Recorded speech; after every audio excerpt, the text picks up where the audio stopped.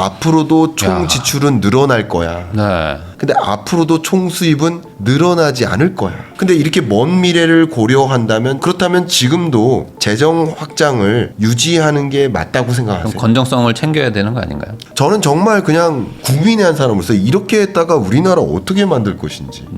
국민이 포퓰리즘을 좋아하니까 네. 정치인도 포퓰리즘으로 하는 거예요. 이게 악순환이에요. 멀리 있는 일에 대해서 지금 근심하지 않으면 반드시 가까운 일에 환란이 온다.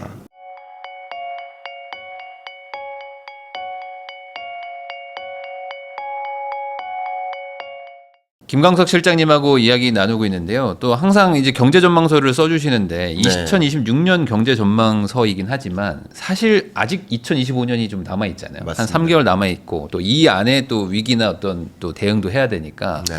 하반기를 한번 좀 여쭤보고 싶은데 네. 우선 지금 국내의 어떤 리스크, 특히 어떤 경제적 리스크 이런 것들이 뭐가 있는지 좀 궁금하거든요. 네, 뭐 이미 정부가 너무 좋은 질문 주셨는데 기획재정부에서 국회로 보고한 예산안이 있어요. 네. 그리고 그 예산안은 국회 심의 의결을 거쳐서 보통 12월 정도 통과되면 확정된 2026년 예산이 나옵니다. 네. 근데 기획재정부가 제안한 그 예산안에서 큰 틀에서의 변화는 없습니다. 네. 큰 틀에서. 더군다나 우리나라의 의회 구성이 여대 야소이기 때문에 예산안이 큰 틀에서 바뀌기는 어렵다. 네. 그럼 일단 예산안을 가지고 보면 자료 보시는 것처럼 2026년 예산에 대한 계획이 8.1% 증액하기로 발표한 겁니다. 네. 이것은 우리 한국 경제 성장률이 올해가 0.8, 0.9%예요. 네. 내년 성장률을 저는 1.5%로 보고 있습니다. 그러니까 26년 경제 전망서를 낸다. 경제 전망서를 낸다는 얘기는 다른 말로 내년 성장률이 얼마다라고 제안하는 네. 과정이라고 볼 수 있겠습니다. 근데 8.1%는 정부 지출의 구성은 굉장히 큰 겁니다. 일단. 그러니까요. 예, 이걸 확장 재정이라고 하는 겁니다. 확장 재정을 계획했다. 근데 제가 개인적으로 염려하는 게 뭐냐면 우리나라가 적자 재정에 들어간 지 네. 6년째입니다. 그러니까 2019년부터 네. 세입이 세출보다 적었어요. 네. 우리 부익남님 가계 경제를 생각해 보세요. 한 달 벌어오는 돈이 예를 들어 100만 원인데 한 120 쓰는 거예요, 예를 들어. 그러면 괜찮아요? 아, 힘들어지죠. 근데 점점. 한 해는 그럴 수 있단 말이에요. 한 해는. 네. 뭐 그런 해가 있을 수도 있잖아요. 예, 어떤 위기 상황이나 네. 있을 수도 있어요. 그러니까 저도 주장하는 것은 팬데믹 경제 위기 기간 같은 경우는 그럴 수 있다고 보는 사람이에요. 네. 그래야만 한다고 봐요. 그런 해가 아닌데 아무리 어렵다고 지금 어렵단 말이에요. 예를 들어서 네. 아무리 어렵다고 확장 재정을 계속 하는데 확장 재정도 좋아요. 근데 세입이 많을 때 확장 재정하는 건 좋다고 봐요. 근데 지금 계속 세입보다 세출이 많은 구조가 2019년부터 25년까지 계속된 거예요. 네. 7년 연속 적자 재정, 이걸 적자 재정이라고 합니다. 적자 재정인데 26년 예산안의 계획도 적자 재정인 거예요. 그러니까 적자 재정인데 확장 재정을 계속 가동한다. 그러니까 재정 긴축이나 재정 건전성을 고려하지 않는 네. 상대적으로 네. 그만큼 경기 부양의 진심인 거예요. 네. 근데 경기 부양 효과는 있겠죠. 재정이 많이 투입되는 만큼. 네. 그러나 이게 지금 악순환인 건데 정부가 제시하기를 이 국채 규모가 계속 늘어난다. 특히 2026년 국가 채무의 비율이 GDP 대비 비율이죠. 50%를 처음 넘어서요. 네.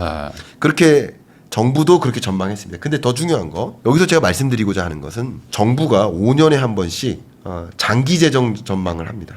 네. 그 장기 재정 전망의 골자가 요건데요. 앞으로도 총 지출은 늘어날 거야. 네.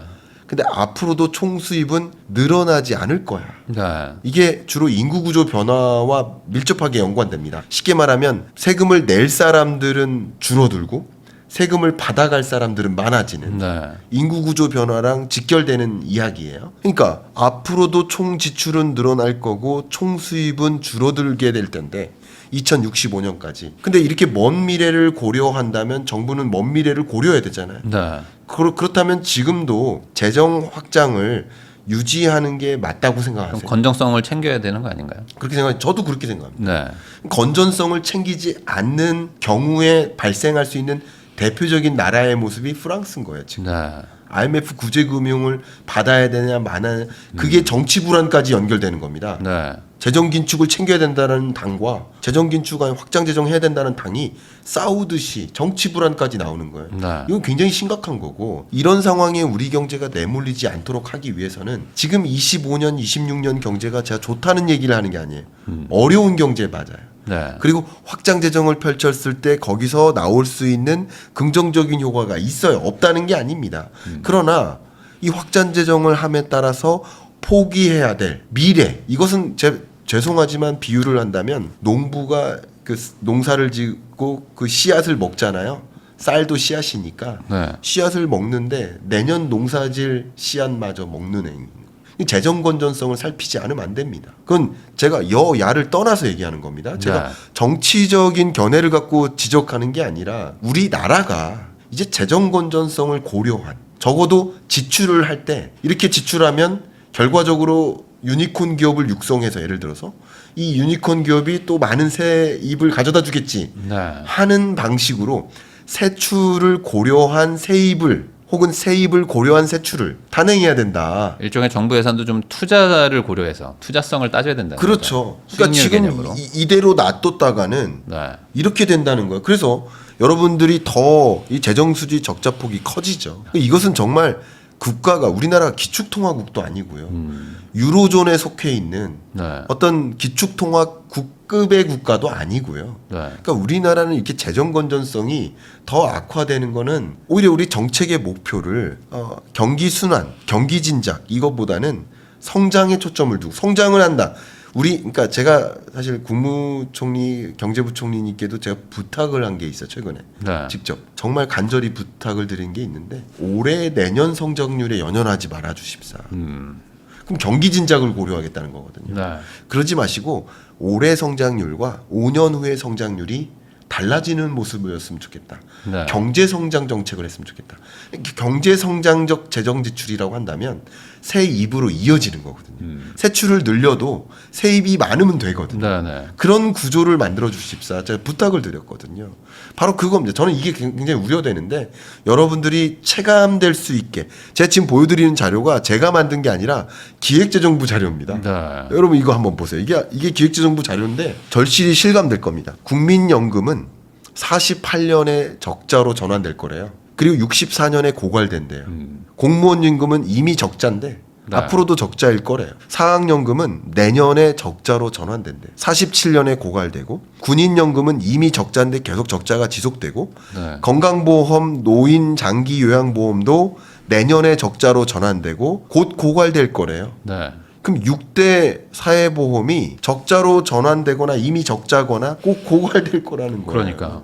이대로는. 네. 근데 이걸 지켜보면서 정치권들은 아무 정책에 대한 그러니까 경기 부양 저도 이해해요. 필요해요. 경제 성장 필요해요.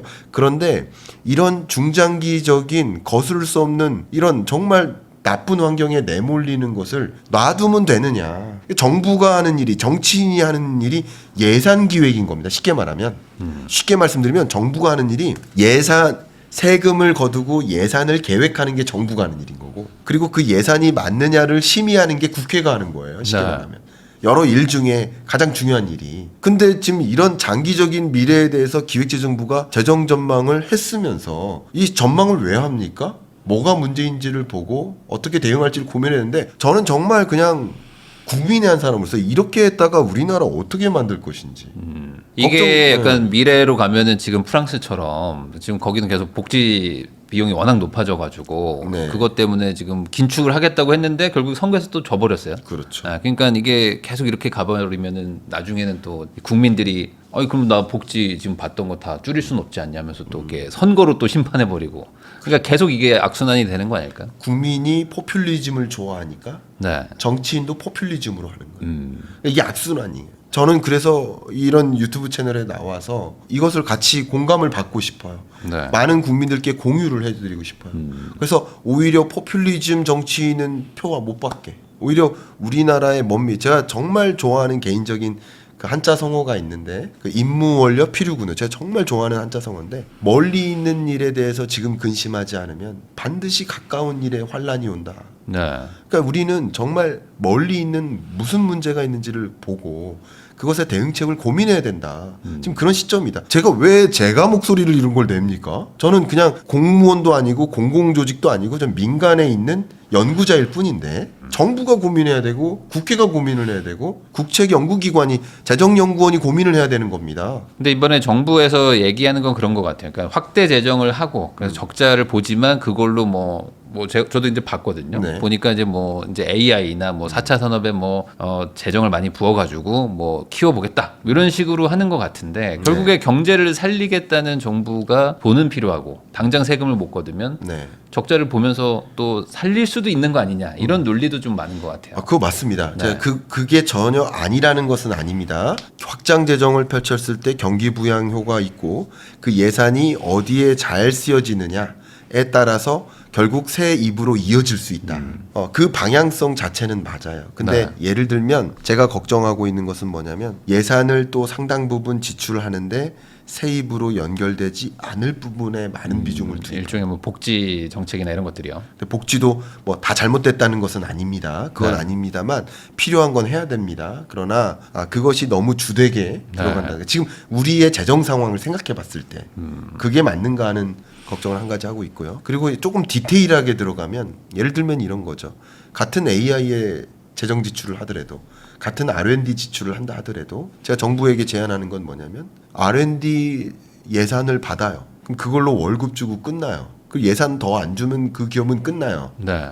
하는 기업에게 예산이 공여되면 안 됩니다. 이런 걸 좀비 기업이라고 하지 않습니까? 제가 생각하고 있는 가장 아이디어란 것은 그 기업이 이 AI R&D의 진심이에요. 그래서 나는 지금 당장 20억을 투자할 계획을 갖고 있어요. 네. R&D를 위해서. 근데 20억은 좀 부족하고 한 22억 있으면 좋겠어요. 하는 기업에게 R&D 예산이 공여되고 그 R&D 예산이 공여되는 만큼 그만큼 일자리를 만들 걸 담보하고 그리고 그 R&D 예산이 공여된 만큼 그게 어떤 상품화라든가 특허 발행이라든가 실질적인 성과로 이어지는지를 확인하는.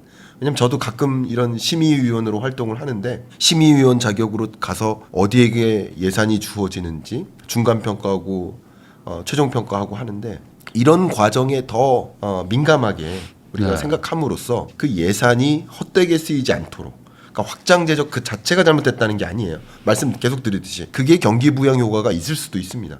그러나 그 확장 재정도 이런 부정적인 장기적인 우려 사항들을 고려하면서 의사결정을 해줬으면 좋겠다 하는 말씀을 좀 강조하고자 하는 겁니다. 그러면 이제 이런 상황으로 가게 됐을 때 결국에 이제 지금 현재 미국이 처해 있는 부채가 너무 많아가지고 이자 내기도 허덕대는 이런 일들도 우리나라에 이제 올 수 있다. 이렇게 봐야 되는 건가요? 왜냐면 이제 국가 부채율은 아직은 이제 50%대니까 다른 나라들에 비해서는 좀 낮다. 이런 얘기들도 있거든요. 올 수 있다가 아니라 네. 이미 왔습니다. 이미 왔다. 말씀드리겠습니다. 우리나라가 한 해 쓰고 있는 이자 지출. 예를 들어서 부익남님도 가정에서 쓰고 있는 이자 지출액이 있단 말이에요. 네. 대출이 있으면 이자 지출을 해야 그렇죠. 돼요. 그럼 정부도 이자 지출을 해야 돼요. 그 이자 지출액이 26년 34조 원에 이릅니다. 그러면 이 34조가 어느 정도냐면 한 해 R&D 예산에 거의 준합니다. 거의 R&D 예산 수준. 네. 그러니까 우리가 AI 하겠다고 그러고 빅데이터 전문가 키우겠다 하고 그리고 자율주행차 기술하고 시범 사업단지 만들겠 R&D 예산에 투입되는 그 34조가 만큼을 이자 지출하고 있다고요. 네. 이 34조가 우리나라 26년 예산안이 723조인데 723~4조인데 34조가 네. 이자 지출이라고요. 이자로 나간다. 근데 이게 앞으로 더 커지는 거네요. 간단한 이슈가 아니라는 걸 제가 말씀드리는 거예요. 네. 그렇게 하면 됩니까? 그러니까 이게 과잉 대출인 거죠, 쉽게 말하면. 네. 그러면 결과적으로 이렇게 가다 보면은 계속 이자 부담이 커지면 결국에 이제 증세 쪽으로 갈 수밖에 없는 거 아니에요? 다시. 그러니까 이게 역효과가 가는 거예요. 네. 또 여기다가 또 한 가지 말씀을 드리면 그러니까 증세로 가면 예를 들어서 경기가 또 위축되죠. 그렇죠. 그러니까 이게 지금 당장 재정에 대한 한번 재고를 하지 않으면 네. 정말 안 된다. 그래서 국민들이 깨어 있고 국민들이 깨어 있으면 올바른 정치인들이 나오고 그들이 중장기적인 정부는 내일을 봐야 됩니다. 오늘을 보는 게 아니라 저는 그렇게 생각합니다. 여기에 또 한 가지 부정적인 효과가 뭐냐면 아까 그런 말씀 주셨지만 이자 지출 아니고도 정부가 이제 국채를 발행해야 돼요. 네. 근데 정부가 지금 불안하잖아요. 재정 건전성이 떨어지고 있잖아요. 네. 이렇게 불안한 한국의 국채를 발행하면 국채가 매력적일까요? 한국 국채가 매력적이지 않죠. 네. 그러니까 국채 금리가 안 떨어져요. 네. 한국도 마찬가지. 그러면 높은 국채 금리가 유지되면 정작 경기를 부양시키겠다고 국채를 많이 발행해서 국채 가격이 떨어지고 반대로 국채 금리가 올라간다면 네. 그러면 정작 민간 기업들이 국채를 발행하기가 좋을까요? 회사채 발행하기 어렵겠죠. 회사채 네. 발행하기가 어렵겠죠. 그렇죠. 더 비싸게 해야 되니까. 그렇죠. 네. 그럼 보세요. 경기 부양시키겠다고 국채 발행했는데 네. 정작 민간 기업은 회사채 발행이 어려워요. 또 안 되고. 그럼 이게 정말 원하는 그 경기 부양 효과가 나오나요?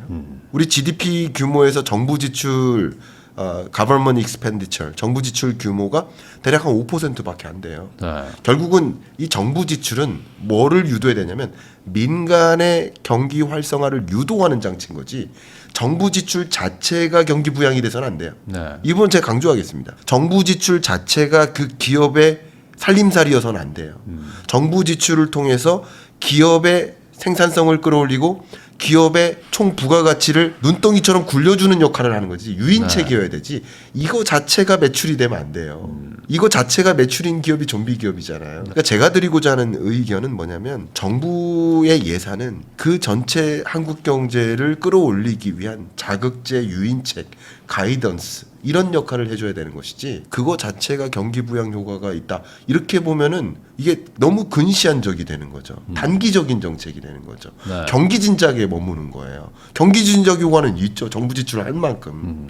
근데 지금 우리 경제가 적자 재정인 상황 하에서 네. 적자 재정인 상황 하에서 그냥 확장 재정만을 고민한다면 안 되는 것이고 네. 그리고 다소 긴축적으로 전환하는 것도 고민을 해야 되고요. 그리고 같은 확장 재정이라 하더라도 새 입으로 연결될 수 있도록 경제 성장책에 집중해 줬으면 좋겠다. 이게 골자입니다. 경기 진작이 아니라 경제 성장책에 좀 집중해 줬으면 좋겠다. 그냥 지금 이대로 가면은 좀 걱정이 된다. 그 예산안을 보시니까 약간 그런 이대로는 안 됩니다. 이대로는 안 된다. 여러분 제가 보여드리지 제가 지금 보여드리는 게 다 팩트잖아요. 네. 여러분이 보시기에 이게 이대로 된다고 보이시나요? 다 이대로 안 지금 된다고 공감하시지 않나요? 연금이고 뭐 다 적자. 이제 다 어떻게 해요? 그럼 전환하니까. 여러분 각자 도생하자는 얘기가 그래서 나오는 거예요. 네. 댓글에 그런 댓글 나오죠. 그렇죠. 이러다 보니까 이제 다 그냥 외국 자산, 뭐 미국 자산에 투자해야 된다, 뭐 이런 얘기들. 그리고 한국 투자 못한다. 그리고 각자 도생해야 된다. 네. 이런 말들이 이래서 나오는 거예요. 이게 되겠습니까? 그렇게 되면 더 악순환이 생기는 거죠. 네. 돈이 또. 예를 들어서 이건 저의 사견이지만 왜 많은 우리나라 사람들이 사교육에 집중하나요? 그게 공교육이 정상화됐다. 공교육이 사교육보다 훨씬 더 잘 구성되어 있다면 네. 사교육에 연연할까요? 그러니까 우리나라의 공적 시스템이 불안하니까 네. 자꾸 다른 나라의 투자를 고려하는 거 아니에요? 그럼 다른 나라로 돈이 빠져나니까 우리나라는 더 안 어려워져. 좋아지고. 악순환이잖아요. 네. 그러니까 지금 재정 건전성을 살필 때라는 거예요. 저는. 네. 재정 건전성을 고려한 정책이어야 된다. 확장 재정이 무조건 잘못됐다는 것이 아닙니다. 같은 확장 재정도 어떤 식으로 확장 재정할 것인가가 다른 것이고 지금은 재정 건전성을 고려한 확장 재정이어야 된다라는 의견을 좀 드려보고 싶습니다. 지금까지 김광석 실장님 모시고 최근 한국 경제와 세계 경제 그리고 이제 또 앞으로 이제 일어날 일들에 대해서 이야기를 나눠봤는데 그만큼 얘기를 듣다 보면 점점 드는 생각이 쉽지 않다. 쉽지 않고 정말 이 돌다리 두들기듯 잘 한 발 한 발 떼야겠다라는 생각이 또 들기도 합니다. 그만큼 어려운 시장에서 잘 좋은 선택하셔가지고 내 자산도 지키고 우리나라 경제도 좀 살아났으면 하는 마음이 드네요. 네, 귀한 시간 내주셔서 시청해주신 거 다시 한번 감사하다는 말씀 전하면서 저도 실장님하고 인사 나누도록 하겠습니다. 오늘 나와주셔서 감사드립니다. 네, 또 뵙겠습니다.